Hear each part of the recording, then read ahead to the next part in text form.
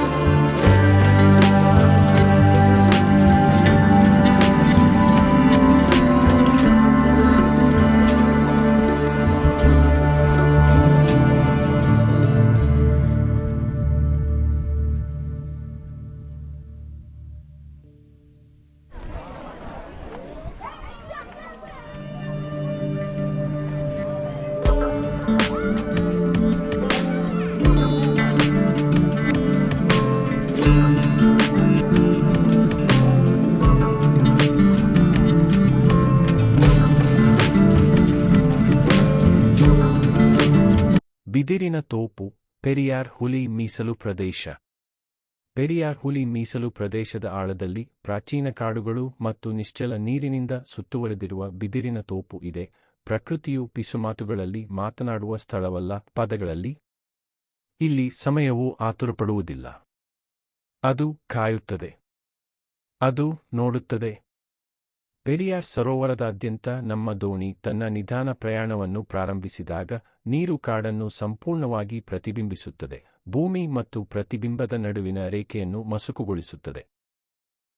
ಪ್ರತಿ ಅಲೆಗಳು ಉದ್ದೇಶಪೂರ್ವಕವಾಗಿ, ಪ್ರತಿ ಕ್ಷಣವೂ ಯೋಜಿತವಲ್ಲ ಎಂದು ಭಾವಿಸುತ್ತದೆ. ಮೌನ ಖಾಲಿಯಾಗಿಲ್ಲ. ಇದು ಜೀವಂತವಾಗಿದೆ. ದೂರದ ಕರೆಗಳು, ರಳಪಿಸುತ್ತಿರುವ ಎಲೆಗಳು ಮತ್ತು ಇದು ನಮ್ಮ ಜಗತ್ತು ಅಲ್ಲ ಎಂಬ ಶಾಂತ ಅರಿವಿನಿಂದ ತುಂಬಿದೆ. ನಾವು ಅದರ ಮೂಲಕ ಮಾತ್ರ ಹಾದುಹೋಗುತ್ತಿದ್ದೇವೆ. ಸರೋವರದ ಅಂಚಿನಲ್ಲಿ ಕಾಡು ನಿಧಾನವಾಗಿ ತೆರೆದುಕೊಳ್ಳುತ್ತದೆ. ತದನಂತರ ಅವು ಕಾಣಿಸಿಕೊಳ್ಳುತ್ತವೆ. ಆನೆಗಳು, ಬೃಹತ್, ಕಾಲಾತೀತ ಮತ್ತು ಶಾಂತ. ತಾಯಿ ಮೊದಲು ಮುಂದೆ ಹೆಜ್ಜೆ ಹಾಕುತ್ತಾಳೆ. ಅವಳ ಚಲನೆಗಳು ನಿಧಾನವಾಗಿ ಮತ್ತು ಖಚಿತವಾಗಿರುತ್ತವೆ. ಅವಳ ಹಿಂದೆ ಒಂದು ಮಗು, ಚಿಕ್ಕದಾಗಿದೆ, ಕುತೂಹಲಕಾರಿಯಾಗಿದೆ, ಇನ್ನೂ ಕಾಡಿನ ಭಾಷೆಯನ್ನು ಕಲಿಯುತ್ತಿದೆ. ಅವು ಒಟ್ಟಿಗೆ ನೀರನ್ನು ತಲುಪುತ್ತವೆ. ಕಾಂಡಗಳು ಕೆಳಕ್ಕೆ ಇಳಿದು ಆಳವಾಗಿ ಕುಡಿಯುತ್ತವೆ ಸರೋವರ. ಇಂತಹ ಕ್ಷಣಗಳಲ್ಲಿ ಆನೆಗಳು ತಮ್ಮ ಮರಿಗಳೊಂದಿಗೆ ನೋಡುವುದು ದೃಷ್ಟಿಗೆ ಮೀರಿದ ವಿಷಯ. ಅದು ಒಳನುಗ್ಗುವಿಕೆ ಇಲ್ಲದ ಅನ್ಯೋನ್ಯತೆ, ಪದಗಳಿಲ್ಲದ ರಕ್ಷಣೆ, ಪ್ರವೃತ್ತಿ ಮತ್ತು ನಂಬಿಕೆಯಿಂದ ಬಂಧಿಸಲ್ಪಟ್ಟ ಕುಟುಂಬ. ಚಿಕ್ಕ ಮಕ್ಕಳು ಹತ್ತಿರದಲ್ಲಿಯೇ ಇರುತ್ತಾರೆ, ಸಾಂದರ್ಭಿಕವಾಗಿ ತಳ್ಳುತ್ತಾರೆ, ಕೆಲವೊಮ್ಮೆ ಎಡವಿ ಬೀಳುತ್ತಾರೆ, ಯಾವಾಗಲೂ ಗಮನಿಸುತ್ತಾರೆ. ಯಾವುದೇ ತುರ್ತು ಇಲ್ಲ, ತಾಳ್ಮೆ ಮಾತ್ರ. ಪ್ರಕೃತಿ ಸಾವಿರಾರು ವರ್ಷಗಳಿಂದ ತನ್ನ ಮರಿಗಳಿಗೆ ಕಲಿಸುತ್ತಿರುವಂತೆ ಅದನ್ನು ಕಲಿಸುತ್ತದೆ. ದೋಣಿ ಮುಂದುವರೆದಂತೆ ಹೆಚ್ಚಿನ ಆನೆಗಳು ಕರಾವಳಿಯ ಉದ್ದಕ್ಕೂ ತಮ್ಮನ್ನು ತಾವು ಬಹಿರಂಗಪಡಿಸುತ್ತವೆ. ಕೆಲವು ಮರಗಳ ನಡುವೆ ಅರ್ಧ ಮರೆಯಾಗಿ ನಿಲ್ಲುತ್ತವೆ. ಇತರರು ನಮ್ಮ ಉಪಸ್ಥಿತಿಯಿಂದ ತೊಂದರೆಗೊಳಗಾಗದೆ ನಿಧಾನವಾಗಿ ತೆರೆದ ಸ್ಥಳಕ್ಕೆ ನಡೆಯುತ್ತಾರೆ. ಪ್ರತಿಯೊಂದು ದೃಶ್ಯವೂ ಉಡುಗೊರೆಯಂತೆ ಭಾಸವಾಗುತ್ತದೆ. ಬೇಡಿಕೆಯಿಲ್ಲ, ಖಾತರಿಯಿಲ್ಲ. ಕೇವಲ ನೀಡಲಾಗಿದೆ. ಮುಂದೆ ಚಲನೆ ಕಣ್ಣನ್ನು ಸೆಳೆಯುತ್ತದೆ. ಜಿಂಕೆಗಳು ಸದ್ದಿಲ್ಲದೆ ಹೊರಹೊಮ್ಮುತ್ತವೆ. ಅವುಗಳ ದೇಹವು ಹಗುರವಾಗಿರುತ್ತದೆ. ಅವುಗಳ ಇಂದ್ರಿಯಗಳು ತೀಕ್ಷ್ಣವಾಗಿರುತ್ತವೆ. ಅವು ನೀರಿನ ಅಂಚಿನಲ್ಲಿ ನಿಲ್ಲುತ್ತವೆ, ಕೇಳುತ್ತವೆ, ನೋಡುತ್ತವೆ, ನಿರ್ಧರಿಸುತ್ತವೆ. ಪ್ರತಿ ಹೆಜ್ಜೆಯೂ ಜಾಗರೂಕವಾಗಿರುತ್ತದೆ.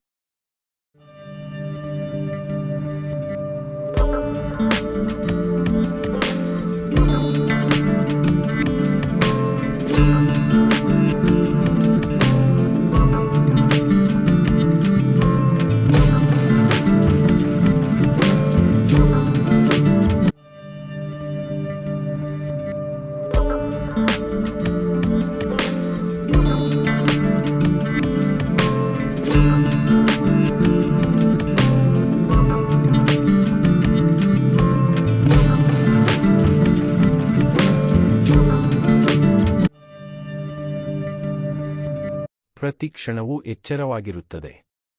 ಅವರು ಸ್ವಲ್ಪ ಸಮಯ ಕುಡಿಯುತ್ತಾರೆ, ಆತಂಕದಿಂದ ಸಣ್ಣದೊಂದು ಗೊಂದಲದಲ್ಲಿಯೂ ಕಣ್ಮರೆಯಾಗಲು ಸಿದ್ಧರಾಗುತ್ತಾರೆ.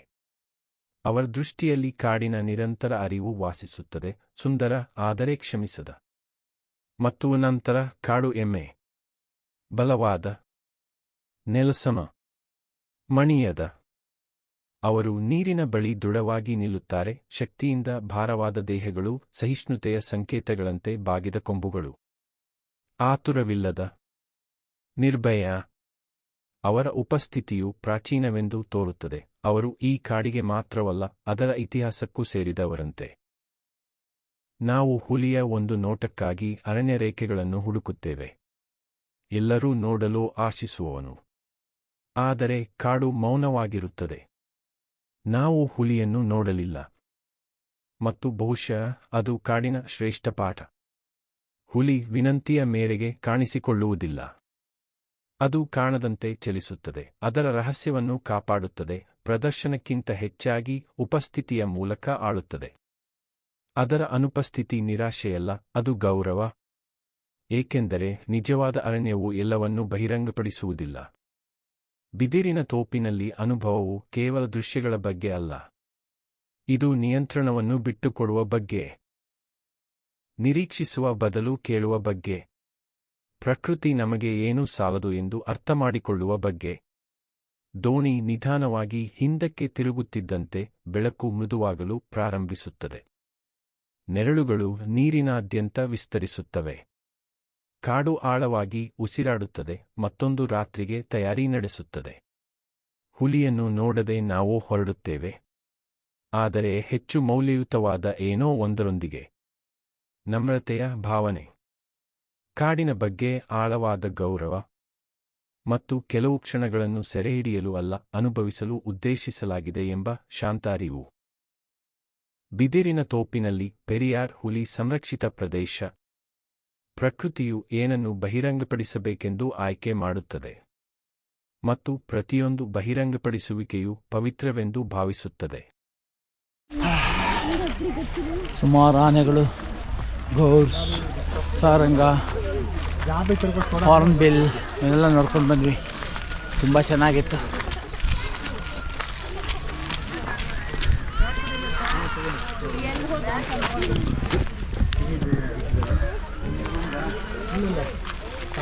ಇಲ್ಲಿಂದ ಬಸ್ ಅಲ್ಲಿ ಇದೆಯಲ್ಲ,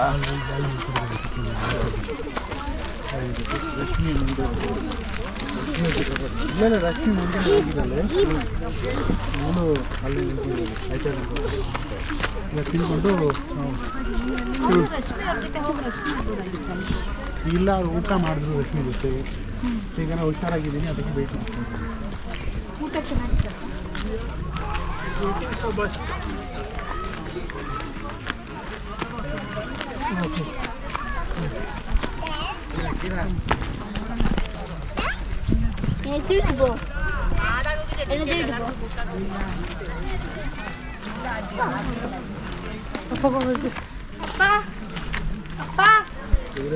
ಅಪ್ಪ